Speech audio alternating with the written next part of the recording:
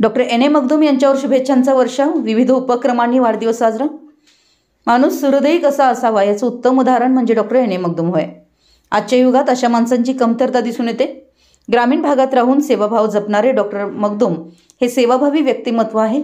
त्यांच्याप्रती लोकांच्या मनामध्ये असलेले प्रेम, आपुलकी यामुळे त्यांचं नाव लौकिक झालंय, असे उद्गार KSFIDCचे माजी अध्यक्ष, KPCCचे राज्य सचिव, शिक्षणतज्ञ टी ईश्वर यांनी अंकली इथं काढले। अंकली येथील गोमटे शिक्षण संस्थेचे अध्यक्ष डॉक्टर एन ए मखदूम यांचा 68वा वाढदिवस विविध उपक्रमांनी साजरा करण्यात आला। यावेळी ते प्रमुख पाहुणे म्हणून बोलत होते। यावेळी कार्यक्रमास गिरिजा ईश्वर, खजिनदार ललिता मखदूम, सचिव सुरेश चौगुले, धुळगोंडा पाटील, अरुण नाईक, चौगोडा पाटील, अब्दुल तांबट, अण्णासाहेब समाजे, उपप्राचार्य रामगोंडा पाटील, प्राचार्य वर्षा थोरात, प्राचार्य सिद्धारूढ यांची प्रमुख उपस्थिती लाभली। उपस्थितांचं स्वागत NS निडगुंदे यांनी केलं। सकाळी रुग्णालयातील रुग्णांना फळ वधू वाटप करण्यात आलं।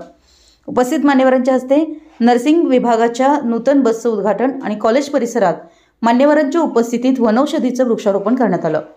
कॉलेजच्या सभागृहात रक्तदान शिबिराचं उद्घाटन करण्यात आलं। उपस्थित मान्यवरांच्या हस्ते दीपप्रज्वलनानं कार्यक्रमाची सुरुवात करण्यात आली। संस्थेचे सचिव सुरेश चौगुले यांनी मनोगत व्यक्त करताना डॉक्टर एन ए मखदूम यांनी गुणवत्तापूर्ण शिक्षणाचा ध्यास घेऊन संस्था सुरू केली। त्यांच्यामुळे ग्रामीण भागात शिक्षण सुविधा उपलब्ध झाली असून त्यांचं कार्य कौतुकास्पद आहे असं सांगितलं। डॉक्टर एन ए मखदूम यांनी मनोगत व्यक्त करताना शिक्षण संस्था उभारणीसाठी सर्वांनी सहकार्य केलं, त्यामुळे संस्था विकसित झाली।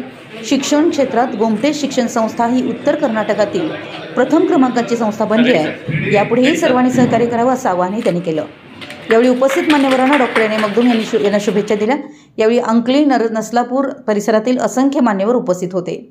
सूत्रसंचालन संभाजी इंगळे यांनी केलं।